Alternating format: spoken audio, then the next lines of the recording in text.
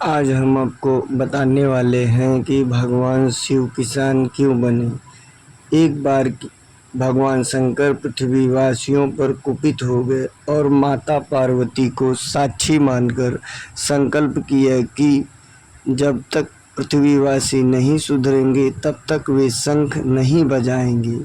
देव जानते थे कि शंकर भगवान शंख बजाएंगे तभी बरसात होगी। इससे घोर अकाल पड़ गया। पानी की एक बूंद तक नहीं बरसी। धरती पर त्राहिमाम त्राहिमाम मच गया। ऐसे में एक दिन भगवान शंकर पार्वती आकाश में विचरण कर रहे थे तो उन्होंने एक अजीब दृश्य देखा कि एक किसान भरी दोपहरी में चिलचिलाती हुई धूप में खेत की जुताई कर रहा है। पसीने से नहाया है मगर अपनी धुन में बहुत मग्न। जमीन पत्थर की तरह सख्त हो गई थी, फिर भी वह जी तोड़ मेहनत कर रहा था। उसकी आंखों में आत्मविश्वास था और उसके पसीने की बूंदों से उम्मीद टपक रही थी। भोलेनाथ व पार्वती बदले हुए वेश में आकाश से नीचे उतरे और उससे कहा, अरे भाई, तू क्यों बेकार कष्ट उठा रहा है?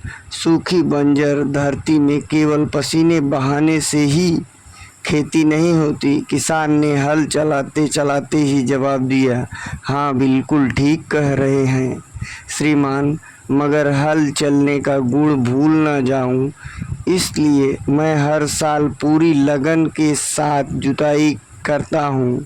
जुताई करना भूल गया तो केवल वर्षा से खेती हो सकेगी क्या? मेहनत का अपना परम ही आनंद है। मैं लोभ के लिए खेती नहीं करता हूँ। किसान की बात सुनकर महादेव को भी लगा कि मैं तो परम आनंद की अनुभूति के लिए ही शंख बजाता हूँ।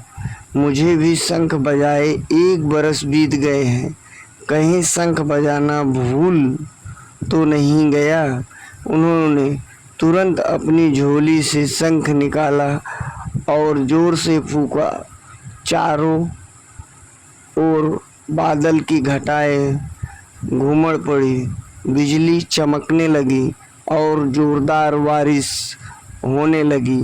इस वर्षा के स्वागत में किसान के पसीने की बूंदें पहले की खेत में गिरकर चमक रही थी।